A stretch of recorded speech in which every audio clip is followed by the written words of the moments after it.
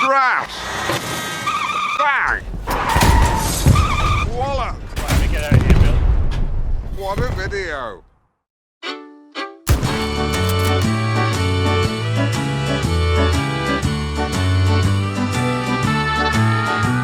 Hello, and welcome back to Wild Bill Jamming. I hope you're well. This week, we're going to revisit our old friend, the Recon vehicle. Because last week I told you how to win the game in 25 minutes by building garrisons. If I get you, clearly you don't want a garrison, right?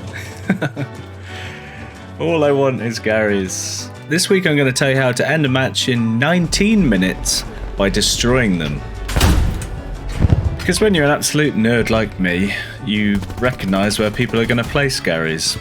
And when you don't place enough, I'm going to come along and destroy them.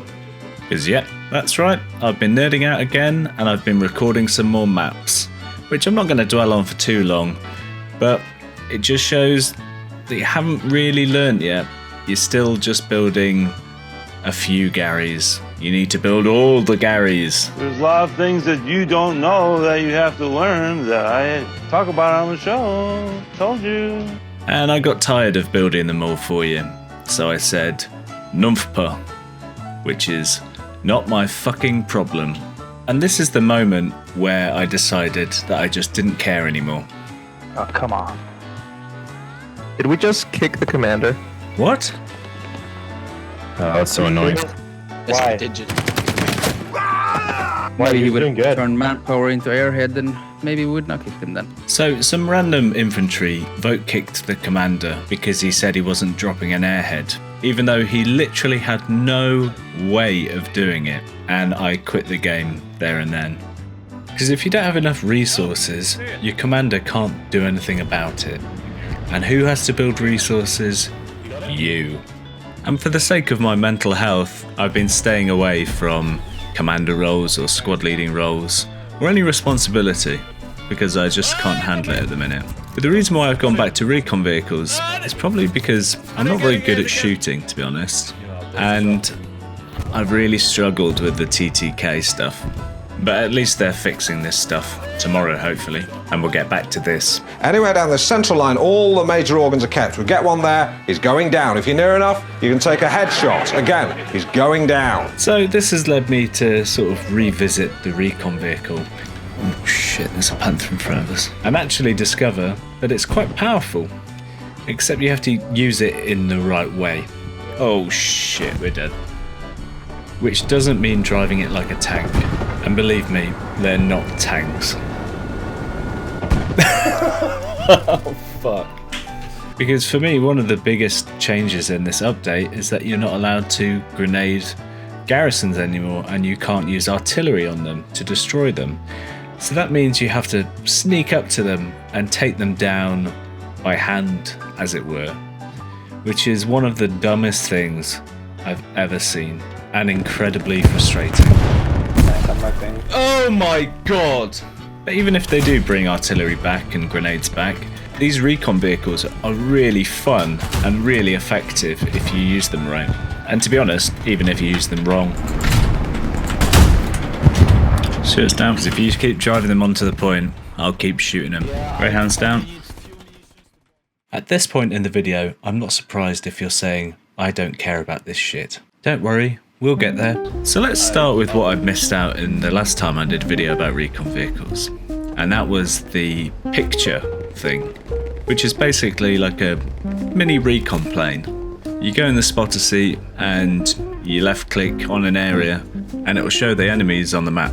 And when you've done this, remember to hit R, because it takes about 90 seconds to reload it. And then you can blast up on some Terries. So now let's talk about positioning, because as you can see here, I'm right behind the enemy, and I know they're going to have a garrison there. It's just so obvious. And that's your job as a recon vehicle driver, is to get around the back of them and just snipe their garrisons. And this is a lot easier said than done, and I'm obviously showing you a perfect example of when everything works out alright. But that's the fun of it, that's the challenge, because you have to go on these big wide flanks to be able to get behind the enemy effectively. And if you can combine this with an actual recon squad, you can get them into the action much quicker, and they can start helping you out with spotting enemies and tanks. And those lovely new supply trucks. As well as saving your recon from holding the F button for 30 seconds. And for the Milsim people who are probably tutting at me one-manning a recon vehicle, all I'd say is that they're very easily killed, so I don't think it's worth committing 3 people to it. I think 2 is pretty good, max. And honestly, I find it easier to concentrate if I'm just on my own. However, when you do have 2 people, it means you can be much more agile and you can shoot and scoot with great effect. Because that's your biggest advantage in a recon vehicle, is the ability to move fast and surprise the enemy. And then get the fuck out of there, because once they know you're there, they're coming for you. And this is all a work in progress for me, really, and that's why I'm quite enjoying it. Because I've sort of discovered that hitting tanks in the arse with the recon vehicle is actually quite handy to just disrupt them. Rather than trying to take them down, you just want to put a shell in their arse, get the hell out of there, and then hopefully your other tanks coming from the front will be able to clean them up. And if you can, make sure you've got a good escape plan. Make sure there's cover in between you and the tank that you're running away from. Because it really doesn't take long for them to turn around once they realise where you're shooting them from. Fucking hell. So that's basically how you use them.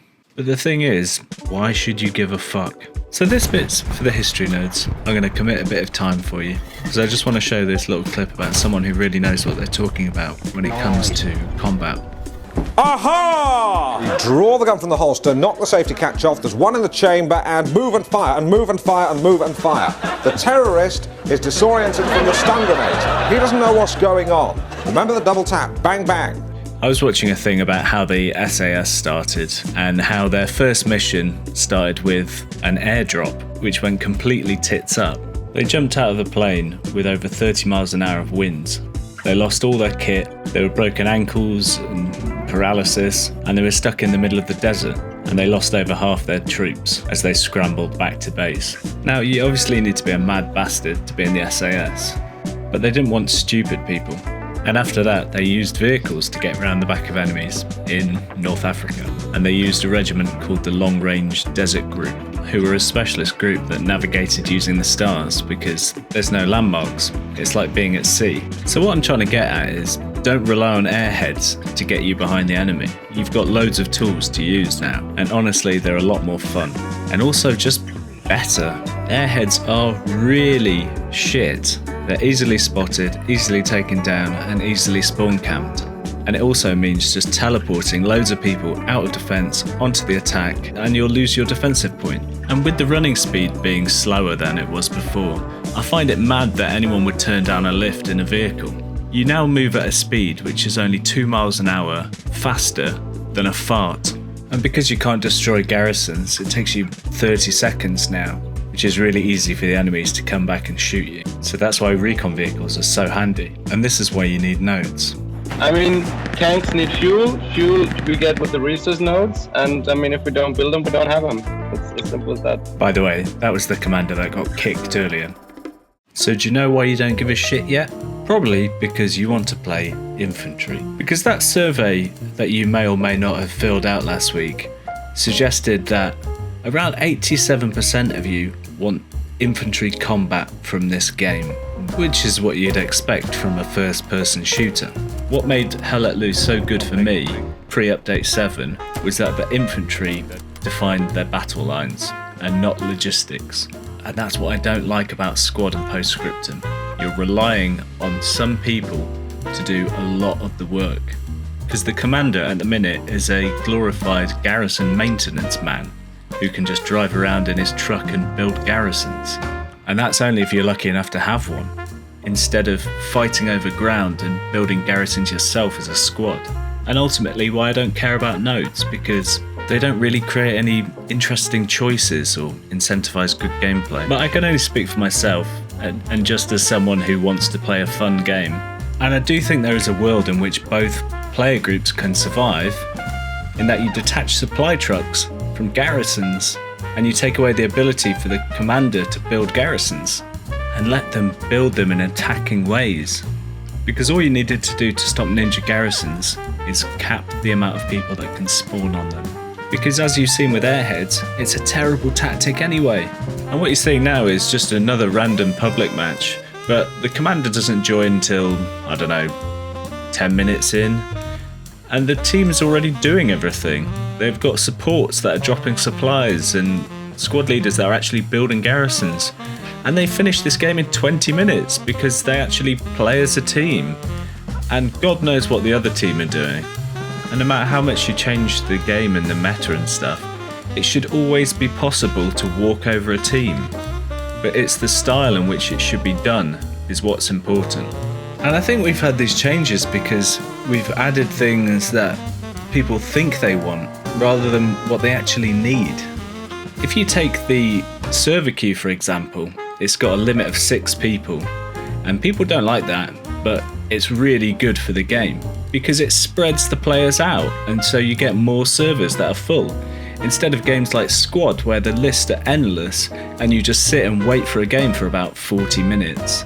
So I'd love to see the same logic applied to garrisons and spawn points. If you stopped everyone deploying on one spawn point, they'd eventually start building more because they'd have to. And another thing is, 40% of you said that you wanted logistics in the game, but it's weird because I don't see 40% of people doing logistics every game. What I do see is 86% of people running around in a big mob having a fight.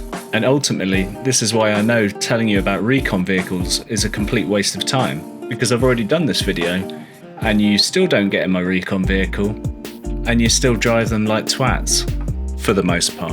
And they're actually fun to use. Supply truck stuff is really boring for people.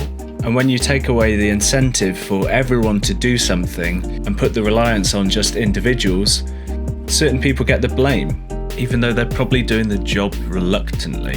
And that's why you get commanders kicked. And that's why you get squad leaders losing their mind because they can't get other people to do what they want to do. And that's why you get people driving around in logi trucks by themselves, being a one-man logi unit. And yeah, it might be alright to do every now and again, but you're probably one of the 86% of people that just want to do infantry. And then you'll get a 2-hour ban from the server for not doing something, from some infantry grunt who hasn't contributed to the team in any way whatsoever. So I'm a bit bored of listening to people talk about Milsim versus COD players. It's not the players' fault for playing the game the way they want to.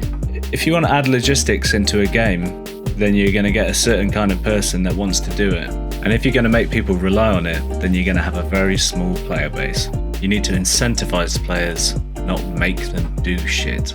Now, today we're going to do marching up and down the square.